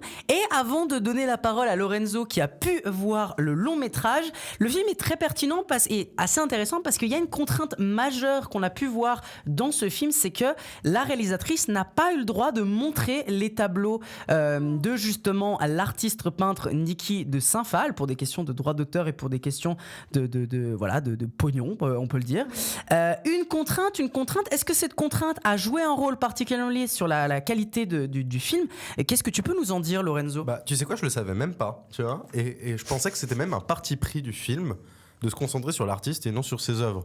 Tu vois, on dit séparons la femme de l'artiste et tout ça. Bah là, le film a vraiment, pour moi, c'était un parti pris, mais j'apprends que c'était une contrainte. Du coup, le film s'en sort super bien dans cette contrainte parce qu'on est juste sur la femme. On se concentre très très très très peu sur l'aspect artistique et sur le développement de l'art et de ce qu'elle essaye d'exprimer et tout. Ça reste un sujet, ça reste un propos. Mais non, mais Nikki de Saint-Phal, grande artiste que je connaissais comme ça un peu sporadiquement, mais je connaissais pas, on va dire, l'entièreté de sa carrière et le début de sa carrière. Et du coup, le film s'attarde là-dessus. Vraiment, c'est les 10 premières années, quand elle commence vraiment à se dire que l'art, ça peut devenir quelque chose pour elle. Du coup, ouais, assez passionnant. Je connaissais rien de tout ça. À la base, c'était une comédienne avec un potentiel de devenir une grande actrice, et qui s'est fait interner, et puis qui, du coup, s'est exorcisée par l'art et par la peinture, et qui a un passé très trouble avec son père, qui a un rapport très compliqué avec les hommes. Et le rapport compliqué avec les hommes, je le savais, parce que c'est quand même très très dilué dans son art, mais je connaissais pas grand chose du reste. Et très intéressant, le film nous raconte ça presque de manière documentaire, on va dire, de manière chronologique, chapitrée. On avance dans cette histoire-là. Et non, très bon film. Alors, Charlotte Lebon, qui joue du coup Nikki de Saint-Phal, joue très bien, mais comment dire, on sent qu'elle est québécoise. Parce que quand elle parle anglais, nickel. Quand elle parle français, de temps en temps, mais vraiment de temps en temps, il y a un petit accent qui ressort. Il y a un léger accent québécois et tu dis, bon, ok, elle est plus trop américaine, la Nikki, elle vient de Montréal. Mais c'est pas catastrophique, ça m'a juste de temps en temps, ah tiens, elle a un petit accent. Mais après, voilà, très bien réalisé, le rythme est bon, très intéressant, il y a vraiment ce truc approfondi. On va dans la psyché de Nikki, de pourquoi elle agit comme ça, pourquoi elle pense comme ça, où elle veut aller. On a tous ces doutes, ces questionnements, ces recherches. C'est assez passionnant. Du coup, si on connaît ou non son art et qui est Nikki Tsafal, je recommande de toute façon dans les deux cas. C'est assez passionnant, soit comme porte d'entrée pour se documenter sur elle, ou soit juste comme document annexe, même si, alors qu'on connaît déjà son art. Mais voilà, j'ai une petite retenue, on va dire. C'est sur le fait que ça, comme je disais tout à l'heure de l'amour ouf, qui de temps en temps, on va dire, un peu romantise la violence ou les excès de violence ou les excès d'amour, on va dire. De temps en temps aussi, Nikki est là-dedans parce que c'est une femme, on va dire, très fragile, qui a beaucoup de questions, de doutes et qui est dans un environnement des fois assez compliqué, il faut le dire, surtout quand elle rentre à plein corps dans le monde de l'art. C'est un monde où on se prend des portes fermées, on se prend des remarques assez dégueulasses. Et ça, c'est très bien montré, c'est très clair, c'est très bien, c'est très, on va dire, objectif et documentaire, comme je disais. Mais de temps en temps, on va dire qu'elle a des réactions un peu disproportionnées ou questionnables ou pas si évidentes. Et le film te romantise ça, te terrorise ça. Et tu te dis, ok, on a envie... En fait, c'est le postulat du film, c'est de donner cette figure-là, de donner une rédemption, donner une image d'une femme forte qui avance malgré les bâtons dans les roues. Et c'est très intéressant, c'est très bien fait, c'est vraiment réussi. Mais de temps en temps, tu dis, oui, bon, bah, pour ceux qui connaissent sa vie, puis bon, c'est pas non plus un spoil monumental, mais elle abandonne quand même sa famille. Et il y a un côté où tu dis, ouais, est-ce qu'on a vraiment besoin de montrer ça comme si c'était le moment où elle se libère de ses chaînes et puis elle va exprimer son art à Paris comme... tu dis, il y a quand même un fond de drame là-dedans qui est assez fort et même le film te le rappelle. Donc, il y a plein de petits éléments par-ci, par-là où je me dis, ah ouais, bon, peut-être un peu moins de grands violons et un peu plus de tragique, comme tu disais tout à l'heure, Théa. Ça aurait été très pertinent pour donner beaucoup plus de profondeur au film. Mais bon, c'est pas dramatique non plus. C'est le peu de reproches que j'ai à faire à ce film, mais c'est pas non plus tout le temps. C'est quelques scènes par-ci par-là. Il y a Rencontre avec Tanguy pour ceux qui voient. Ouais. Et du coup, Tanguy très drôle parce que c'est vraiment ce gars juste qui est là, qui fume des clopes et qui fait ce l'art, ça va pas trop. Il y a une réplique qui m'a saoulé, mais bon, où il dit tu sais, on est des terroristes nous. Il y a un peu le louche, tu vois. Nous, on est des terroristes, on est des nouveaux terroristes avec notre art, on disrupte la société. Ouais. Bon, si tu veux, voilà, de temps en temps, les dialogues pas très subtils, surtout là, celle-ci, elle me reste un peu en travers de la gorge tellement elle était niaise et vraiment bof, mais voilà, c'est un bon film, ça dure 1h20 ou 1h30 grand max. Ça se regarde sans prétention, c'est bien rythmé, bien joué, bien mis en scène. C'est intéressant si on connaît ou non Nikki Tsafal. C'est une bonne petite découverte de cet automne. Donc allez-y, les yeux ouverts. Allez, après Nikki, on enchaîne tout de suite encore avec un autre biopic, cette fois-ci sur un autre personnage, une autre femme, une grande femme d'ailleurs. On va vous parler de Lee Miller. Europe was at war, and I felt useless. I hear you're the woman to see about a job. I am. We don't hire older models. I'm not a model anymore. I'd rather take a picture than be one. It's just so creative. Send me to Europe. I just want to do my part. I'm with Vogue magazine. There's no women allowed in the press briefing. You gotta be kidding me. We don't send women to combat. Well, that's a problem, because I'm here. Why should the men get to decide? I'm heading to the front. That's not what I thought you were gonna say. Ready to go? Lee Miller est donc un biopic suivant les traces de l'incroyable histoire de la photographe et modèle Lee Miller, devenue correspondante de guerre durant la Seconde Guerre mondiale.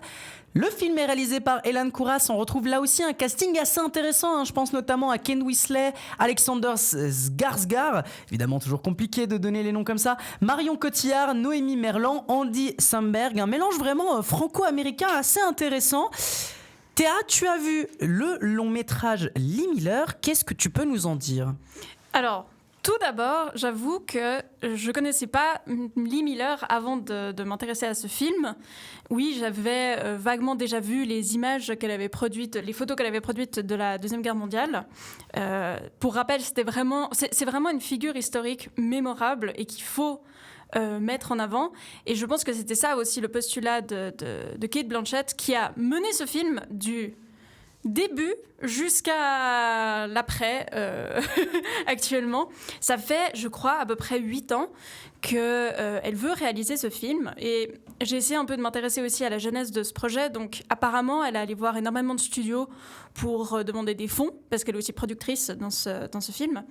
Et en gros, elle s'est reçue que des noms à chaque fois, parce que les studios trouvaient que c'était pas très intéressant comme figure, une femme comme ça qui prend la poudre d'escampette et qui va filmer la Shoah. Non, ça, c'est pas ouf. Ça, on n'a pas envie de montrer. Donc, elle a mis très longtemps, je pense, pour, 1, mobiliser les fonds nécessaires à la production de ce film. 2, elle a aussi été en contact très étroit avec le fils de Lee Miller et puis de son mari, dont j'ai un petit peu oublié le nom maintenant. Bref, son fils, donc, qui s'appelle Anthony Penrose, et qui maintenant, lui, mène une grande... Enfin, il se dévoue, on va dire, à faire connaître le travail de sa mère. Et ce film en est aussi, je trouve, le témoignage. Alors ça, c'est... Bon, bref. J'essaie un peu de lui trouver des excuses pour pas être terrible. Parce que, très sincèrement, il est pas ouf, ce film. Et ça m'énerve qu'il le soit, parce qu'à mon avis, il ne l'est pas à cause de sa production tumultueuse, de ses 8 années à chercher de l'argent. Et tu sens que, justement, dans ses partis pris, par exemple, son casting, le fait qu'on voulait montrer la partie la plus méconnue, ou celle que Lee a essayé de cacher le plus de sa vie, tout ça, pour moi, c'est extrêmement intéressant, c'est extrêmement important. Et pourtant, ce film est pas terrible. Alors, je vais peut-être revenir d'abord sur tous les points positifs que j'ai bien aimés dans ce film. Alors, tout d'abord, ce film, en fait, il aurait dû raconter 3 choses. Donc, c'est-à-dire l'époque de Lee Miller quand elle était mannequin. Ça, c'était son époque un peu objet derrière la caméra, qui se laissait prendre en photo, mais finalement, c'est pas ça ce qui l'intéressait. Ce qui l'intéressait, c'était de passer derrière l'objectif et puis de prendre des photos. Ensuite, le film se concentre sur la deuxième partie de la vie de Lee Miller, celle où, justement, elle est le sujet actif qui prend en photo et qui décide de prendre en main ce qu'elle pense être l'histoire et ce qu'elle veut raconter de l'histoire avec un grand H, mais aussi ce qu'elle pense être l'histoire des femmes, de la mode, etc. Enfin, je veux dire, c'est une vraie artiste, on nous montre des clichés dans le film et tu sens qu'elle sait ce qu'elle fait. C'est une grande photographe, elle était, avant la Deuxième Guerre mondiale, elle était chez Vogue. Donc, bref, c'est pas non plus quelqu'un qui tout d'un coup s'est réveillé en se disant « Tiens, je vais prendre des photos ». C'est pas une manie chez elle. Il y avait un vrai postulat derrière qui était artistique et aussi journalistique pur. C'est vraiment, nous devons dire aux gens ce qui se passe réellement. Bref, le film se concentre donc là-dessus, mais oublie un petit peu la troisième vie de Lee Miller, celle qui s'est passée après la guerre, et que, en fait, c'est celle que tout le monde retient parce qu'elle-même a essayé de mettre aux oubliettes toute sa partie photographe correspondante de guerre. Et c'est comme ça, en fait, que Anthony Penrose, quand sa mère est morte, s'est rendu compte de qui elle était réellement parce qu'elle avait caché dans le grenier 60 000 clichés, je crois, qu'elle avait pris.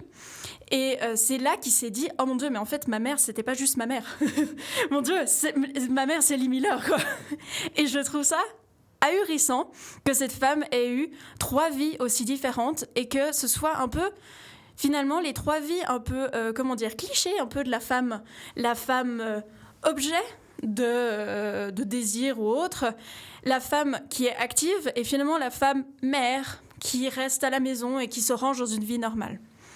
Bon, pour moi, ce parti pris de montrer qu'une seule facette de Lee Miller, ça me dérange absolument pas. D'autant plus que tu vois au début, avant la guerre, les gens sont un peu insouciants. D'ailleurs, elle est dans un groupe de grands savants de l'élite culturelle. Elle est pote avec Éluard, par exemple. D'où aussi le casting francophone, parce que elle est pote avec Marion Cotillard, qui Je suis tellement désolée de vous dire ça. Enfin, j'en sais rien. Je ne sais pas qui est un hater de Marion Cotillard, mais dans ce film, ce que j'ai retenu, c'est la performance de Marion Cotillard. Elle a 2 scènes, mais elles sont incroyables. Non mais il faut aussi dire une grande vérité. Marion Cotillard, elle a été tellement vannée par le monde un peu cinéphilique depuis sa scène dans Batman, mais alors que c'est pas de sa faute. Alors que c'est quand même assez un peu abusé quand même de foutre en l'air quand même une assez longue carrière. Elle a quand même fait des trucs pas trop mal pour une scène qui est quand même un peu loupée. Reprenons un peu la réalité, c'est quand même un peu abusé de dire que c'est mauvaise actrice. Exactement. Dans tous les cas. Non, elle montre à quel point c'est une bonne actrice, au contraire. Et alors, je trouve qu'avoir casté Andy Samberg, qui, pour ceux ou celles qui ne le connaissent pas, joue l'agent Jake Peralta dans Brooklyn Nine-Nine. C'est pour ça que je l'ai cité. Je trouvais extraordinaire. Eh ben, ça, c'était tellement couillu, parce que le gars, vous devez l'imaginer avec sa grimace habituelle de Peralta, il a fait -1000 niveau comédie goofy. Et là, il est d'un sérieux, il est incroyable dans ce film. Il y a genre 2-3 plans où la caméra est extrêmement proche de lui, de biais, et où il découvre en fait l'horreur de la Shoah. Et lui-même, il joue un correspondant de guerre qui est américain et qui était juif aussi, David Sherman. Et tout d'un coup, il y a cette double réalisation chez lui qui est on n'était pas au courant. Pourtant, on est sur le front, on est avec les blessés, avec les militaires, etc., mais on ne sait pas ce que c'est que l'Holocauste. Et donc, il réalise, en voyant plein de wagons que les militaires ouvrent les uns après les autres pour savoir ce qu'il y a dedans, et en fait, c'est des cadavres qui sont dedans. Et lui-même, au bout d'un moment, il craque et il se rend compte qu'en fait, il dit à Lee Miller, mais c'est mon peuple aussi. Et lui, c'est vrai, il s'en est sorti aussi, je suppose, parce qu'il était en Amérique et pas en France. Enfin bref. Lui, c'était vraiment un magnifique personnage. Après, Kate Winslet, très honnêtement, je veux bien croire que dans sa jeunesse, elle était incroyable, etc. C'est pas pour dire que les actrices deviennent mauvaises en vieillissant, c'est pas ça. Je dis juste que Kate Winslet, ça fait 2 films que je regarde avec elle et elle a la même expression à chaque fois. Et j'ai l'impression que pour ce film, elle pouvait pas le porter d'un point de vue d'actrice. Alors de productrice, très sincèrement, mais comme actrice, je la trouve un peu fade. Enfin, elle fait un peu tout le temps la même tête. Moi, ça me fait beaucoup penser à The Handmaid's Tale. Quand June regarde la caméra toujours d'un air de défi, puis que genre au bout de la 3e saison, t'as compris, puis ça devient un gimmick assez insupportable. Kate Winslet, pour moi, elle me donnait un peu ce même air. Et je trouve que le fait qu'elle soit pas très subtile dans son jeu et que le film ne montre pas comment est-ce qu'elle est passée de reporter de guerre, qui quand même a été la première femme, oui, ça très, très certainement, mais la première personne à aller prendre un bain dans la baignoire du Führer le jour de son suicide et qui a sorti ça, la première femme à avoir photographié les cadavres de la Shoah, d'être allée à Dachau. Enfin, je veux dire, c'est quand même incroyable, mais surtout, ça doit être ultra lourd à porter sur soi. Comment est-ce que tu passes de tout ça à la vie normale ? Et il n'y a aucune transition. Et c'est pas, à mon avis...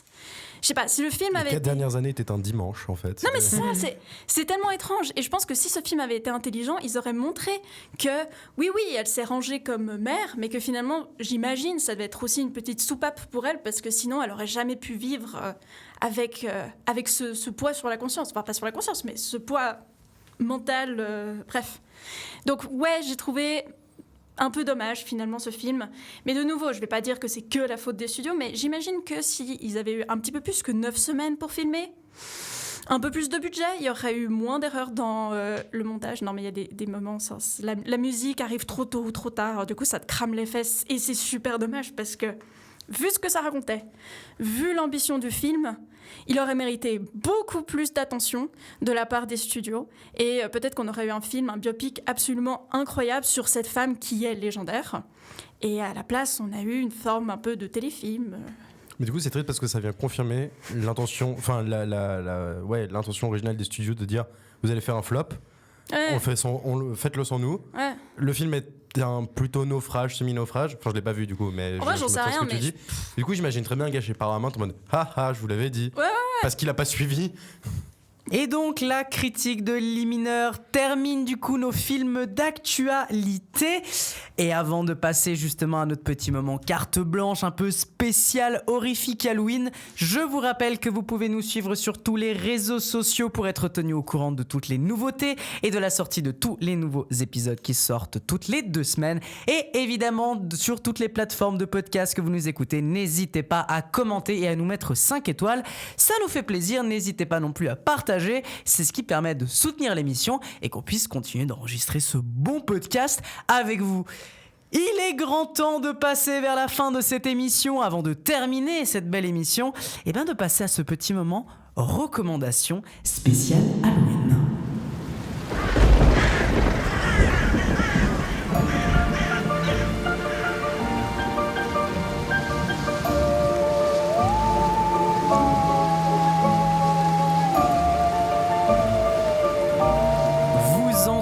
Évidemment derrière moi cette musique qui transpire la peur, qui transpire les fantômes, les esprits, la frousse. On peut dire qu'on a tous la chair de poule, ça c'est bien sûr. En tout cas voilà, le concept d'aujourd'hui est très très simple.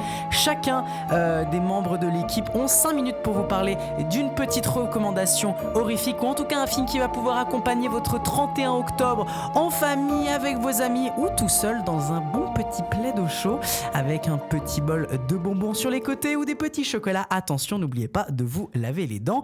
Ceci est un message de prévention, de santé et de l'ensemble des dentistes. C'est spooky ça.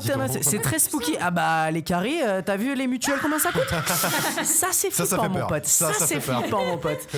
En tout cas, je me permets du coup de commencer le bal, on pourrait dire le bal horrifique. Aujourd'hui, je vais vous parler d'un film représentant complètement l'un des courants que j'ai pu déjà plusieurs fois vous parler dans cette émission, un courant horrifique français appelé les French Frayeurs. Et ce film, c'est À l'intérieur de Julien Maury et Alexandre Boustilot. Alors déjà, je fais une parenthèse très vite sur les réalisateurs du coup, Julien Maury et Alexandre Boustilot. Ils ont une filmo plutôt de merde. Alors... à part le film que je vais vous parler aujourd'hui, il n'y a pas beaucoup de choses intéressantes. Alors ils ont fait Aux yeux des vivants, qui est un film qui avait beaucoup été parlé, enfin beaucoup de gens avaient parlé de Aux yeux des vivants à l'époque, mais aussi ils ont réalisé du coup un film que je vous ai parlé en ce début d'année, qui était Le Mangeur d'âme, dans l'épisode spécial Gérardmer, où je vous avais décrit plutôt ma froideur devant ce film, mais ce ont été aussi les réalisateurs qui ont notamment fait le remake de Massacre à la tronçonneuse, donc Leatherface. Une filmo pas super intéressante, faut être très très clair, et pourtant À l'intérieur est un film qui a beaucoup été critiqué, hein. C'est aussi beaucoup mis en avant comme un film qui divise, on pourrait dire, et qui a beaucoup eu des sauts de merde à la gueule. Et pourtant, je trouve que À l'intérieur est véritablement un petit bijou de mise en scène horrifique et d'effroi. Déjà, pour parler un peu du casting, le film est vraiment porté par 2 actrices absolument fantastiques, à savoir Alison Paradis et évidemment notre fou du bus préféré, Béatrice Dalle, qui interprète le rôle d'une tueuse en série, une tueuse mystérieuse. Le speech de base est très très simple. En fait, on a justement le personnage de Sarah, qui est une femme enceinte et qui est donc toute seule chez elle, qui vit du coup seule chez elle. Et bien un soir d'ailleurs de Noël, Béatrice Dalle, donc justement le personnage de la femme, vient rôder autour de la maison de justement la pauvre Sarah qui est toute seule. Et vous comprenez bien que le film va tourner dans une forme de home invasion très très très particulier. En fait, c'est un film que je dirais d'une ultra-violence et d'une froideur, d'une angoisse absolument assez extraordinaire. C'est vraiment un film qui est capable de te faire monter l'horreur progressivement et surtout de jouer avec la question de l'obscurité. C'est un film qui joue énormément sur comment justement ce personnage féminin à l'extérieur de la maison où je suis protégée va réussir à progressivement entrer de plus en plus en profondeur dans la maison, même malheureusement même plus loin que dans la maison. Et c'est là où du coup c'est un film où il faut vraiment être un peu prêt à se dire ok, je veux de l'hémoglobine, je vais voir de l'hémoglobine. Mais en même temps, ça reste toujours une espèce de violence qui n'est pas juste jouissante, mais c'est aussi une violence qui est mise en scène d'une manière extrêmement bonne. Je veux dire, c'est vraiment un film qui porte dans son ensemble quelque chose d'à la fois d'une esthétique, on va dire presque un peu gothique par certains moments, avec vraiment ce côté glaçant de l'obscurité, de la froideur de cette obscurité, et en même temps d'aller vraiment dans ce que les French Frayeurs sont capables d'apporter, à savoir une violence in your face, avec vraiment de l'hémoglobine, de la force, de la violence qui te met juste tout simplement mal à l'aise. Et ce qui, moi, très souvent peut me mettre un peu en blocage face à ce genre de film, c'est que certaines choses peuvent être tirées par les cheveux, peut dire comment ça se fait que ce personnage se retrouve à telle situation, comment c'est possible que telle chose se passe. Là, on a constamment une avancée qui est pertinente, qui est justifiée, qui a du sens et qui rend en fait cette horreur tellement tangible. En fait, c'est vraiment une sorte d'élément horrifique qui est très concret et peut complètement arriver presque à n'importe qui d'une certaine manière. Et rajouter à ça que justement le personnage de Sarah est un personnage qui est enceinte, c'est un personnage qui justement est en difficulté. En fait, dès le début, on te cadre le truc, on te pose le truc comme c'est un personnage qui est lourd, qui a un gros ventre, qui peut pas se déplacer, qui a des difficultés, etc. Et on a justement cette proie, ou en tout cas on a ce prédateur à l'extérieur de la maison qui va progressivement réussir à entrer et qui va tout simplement faire un massacre. Et pour illustrer vraiment le film, le sous-titre du film, c'est « Ouvre-moi ta porte que je t'ouvre le ventre ». Une beauté, une espèce de poésie un peu derrière. Non, sincèrement, c'est vraiment un film qui fait partie du film à voir le 31 décembre avec des potes ou avec votre chéri ou votre copain, ou votre partenaire ou des amis ou tout seul en fait tout simplement. Vous vous posez dans le noir, vous mettez ça sur la télé avec un petit peu de bon bec, etc. Et là vous vous retrouvez dans une ambiance et dans un film tellement inspirant quoi. Il y a tellement de propositions différentes, tellement d'inspiration, tellement d'éléments différents, d'horrifiques et de mise en scène que le film est capable de faire. Par contre, on va dire, je vous préviens d'un truc. Il y a vraiment des FX qui font mal aux yeux. Je peux vous dire qu'il y a des FX fœtus.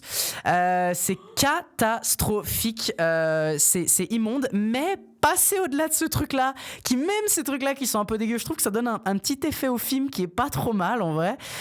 Sincèrement, foncez sur le film, c'est absolument fou.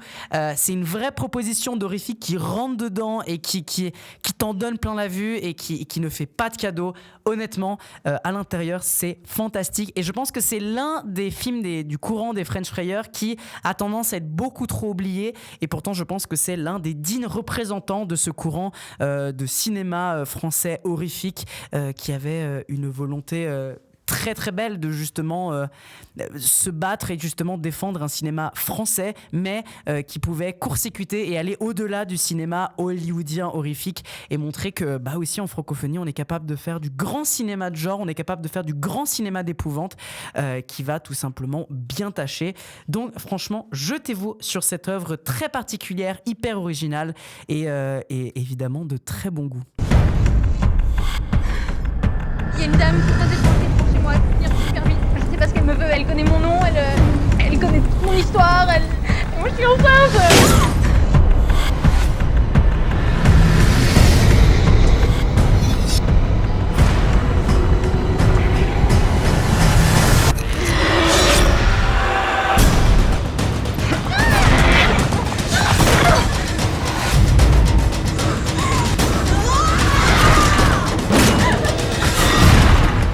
Allez Lorenzo, je te donne cette fois-ci la parole pour ta carte blanche pour nos auditeurs et nos auditrices. Oui, alors moi je vais vous parler d'un classique parce que je suis vraiment pas très friand, voire pour dire vraiment pas du tout friand de films d'horreur. C'est vraiment pas mon délire, c'est pas ma cam. À cette table, on a Lucas, l'expert, le gars pour qui c'est sa cam. Et moi, non, vraiment pas du tout. Du coup, je vais vous parler d'un classique, ni plus ni moins que L'Exorciste. Voilà. Classico. Non, mais attends, il est vachement bien. Il est de 73, il est de William Friedkin. Voilà. Si c'était pas Halloween, je vous aurais parlé volontiers de French Connection, qui pour le coup, ça c'est ma cam, ça c'est monumental. Mais L'Exorciste, dans le pendant horreur de sa carrière, c'est classique, c'est classico, il y a tout ce qu'il faut. Ça fait pas spécialement très très peur, c'est pas spécialement très très gore. Mais l'atmosphère du truc, quand même, est assez folle de te tenir dans ce truc. Il fait noir, il fait froid, t'as pas envie d'être là, personne n'a envie d'être là. Et puis il y a ce truc qui avance, mais vraiment miette par miette avec des éléments comme ça à la volée. Puis on a cette fin mais où tout pète là, et puis vous avez sûrement déjà vu les extraits. Si vous avez vu le film, vous avez déjà vu. Si vous n'avez pas vu, vous avez déjà vu les extraits, vous connaissez les répliques. Mais pour en arriver juste là, moi-même qui ai du coup vu les extraits, qui connais les répliques avant même d'avoir vu le film, toute la montée qui mène jusqu'à cette fin, à cette explosion de sortilèges, cette explosion de vomi, cette explosion d'insultes. Ouais, je vous le vends comme ça, mais franchement, j'en garde un très très bon souvenir. Je l'ai vu il y a 1 an, tout justement. Et non, mais foncez dessus parce que ça a quand même mis les bases pour ce qui a suivi après. Je suis pas un énorme expert, comme je viens de le dire, du cinéma d'horreur, mais c'est quand même une pierre angulaire du film à suspense, une pierre angulaire du film d'horreur. C'est une pierre angulaire de tout ce qui est un peu, on va dire, magie, enfin pas magie, mais comment dire, oui, vous voyez ce que je veux dire, sortilège, exorcion, tous ces trucs-là. L'occulte, merci, voilà, j'en perds mes mots. Mais c'est un peu commencé par là. Et ce qui, en plus, ça pose les bases de tout ce qui a suivi, comme je viens de le dire, occulte et compagnie, merci. Mais ça n'est pas pour autant cliché. On pourrait s'attendre à ce que, ah oui, c'est vu et revu et convenu. Et il y a tout ce truc de pudeur, de retenue. Et je retiens beaucoup ce rapport à la religion, où j'aime beaucoup ce truc où c'est en dernier recours. En fait, on a tout essayé.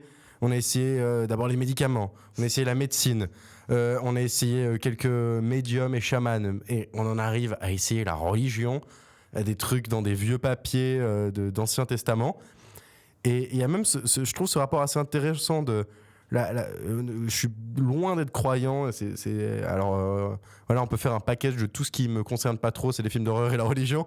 Mais quand tu mixes les deux, il y a ce truc assez intéressant de ce prêtre qui arrive et qui est là. J'ai pas la prétention d'avoir la réponse à tout, mais alors là, j'ai vraiment pas la réponse à quoi que ce soit. Et puis même, juste ce plan d'intro en Jordanie ou en Syrie, je me souviens plus spécifiquement, tout ce truc, rapport à en fait, ça vient en fait de quelque chose de beaucoup plus lointain et mystique de l'Égypte antique, ou même des peuples mésopotamiens, je me souviens plus précisément. Et non, c'est une atmosphère assez folle. Et même maintenant, en me replongeant dans mes souvenirs, dans ma mémoire et dans ce que m'a laissé le film, il mérite son titre de classique. Et puis, c'est un peu comme ça que je le définirais, que je vous en parlerai.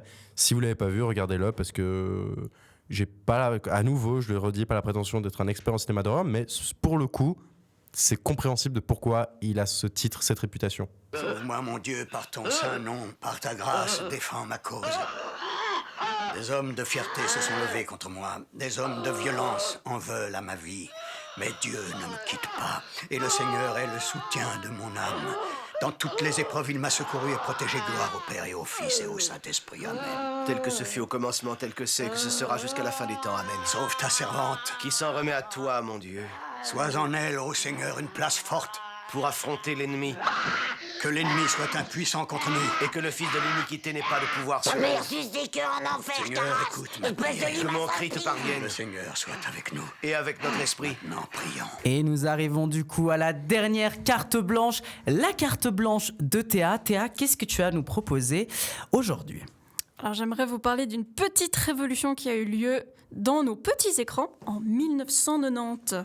Il s'agit de la mystérieuse mais non moins innovante série Twin Peaks. Et oui, j'avoue, je vais vous parler d'une série parce que moi non plus, je suis pas très friande des films d'horreur. Mais alors, j'ai découvert cette série récemment grâce au podcast Ami, qui est très cool. Allez voir sur Spotify, c'est très sympa. Donc cette série qui est tout droit sortie de l'esprit malicieux, s'il en est, de David Lynch, cette série parvient à repenser tous les codes de la télévision qui étaient alors à l'œuvre. Parce que selon Lynch, à l'époque, la télé, elle produisait que de la garbage TV. C'était vraiment des sitcoms en 2 dimensions, des soap-opéras sirupeux, rien que lui voulait voir. Par contre, lui, ce qu'il voulait, c'était redonner une lettre de noblesse à la télé en déconstruisant à la fois ce qui fait le sel de toutes ses missions, mais surtout en y apportant une touche de réalité. C'est-à-dire que tous les mystères ne trouvent pas nécessairement de résolution, tous les indices n'en sont pas forcément. Au lieu d'un miroir superficiel et grotesque, Lynch, lui, ce qu'il veut, c'est montrer la vérité de la nature humaine. Complexe, tourmentée, menteuse et intrigante pour composer A Damn Fine TV Show. Voici plus de 30 ans que tout le monde se pose la même question. Qui a tué quelque chose, non ? Qui a tué Laura Palmer ? Oui, bravo ! Vous avez bien deviné. Une jeune fille qui est reine du lycée de la petite ville de Twin Peaks, un bled totalement paumé au milieu des montagnes, à la frontière du Canada. Eh bien, cette jeune fille a été sauvagement assassinée et sa mort vient troubler le soi-disant calme qui régnait au sein des habitants et qui vient gratter le vernis silice des affaires locales. Si, comme dit Lynch, le meurtre de Laura est le tronc de l'arbre, tous les autres crimes qu'on va nous montrer pendant toute la série en sont les branches. Il y a des passions amoureuses, du trafic de drogue, un bordel local, des fraudes à l'assurance, de la violence. Rien de tout cela n'est prêt dans la tête de l'agent spécial Dale Cooper qui est chargé de l'enquête. Ce qui, à mon sens, rend cette série unique, c'est, premièrement, sa patine cinématographique, avec un soin particulier apporté à la musique, à la réalisation, et qui est à l'origine, à mon avis, de toutes les séries d'excellence d'aujourd'hui. Pensez à HBO. Il s'est d'ailleurs beaucoup inspiré de Shining pour insuffler du mystère dans ses plans et de l'angoisse. Ensuite, il y a aussi le traitement des personnages. Je veux dire, ils sont tellement humains, ils sont tellement troubles, tellement complexes. Pour moi, c'est sans doute le meilleur aspect de la série, à quel point Lynch veut s'arrêter et montrer les émotions humaines dans toute leur absurdité parfois. Ça et les décors. Voir les accessoires qui rendent tout si réaliste qu'on pourrait s'imaginer visiter cette ville aujourd'hui pour retrouver tous ces personnages 30 ans après. Aussi, si vous voulez une série qui sent bon l'automne, si vous m'aurez envie de manger une tarte à la cerise et de boire du bon café, ou si vous cherchez simplement un bon costume pour Halloween, je vous conseille de dévorer Twin Peaks.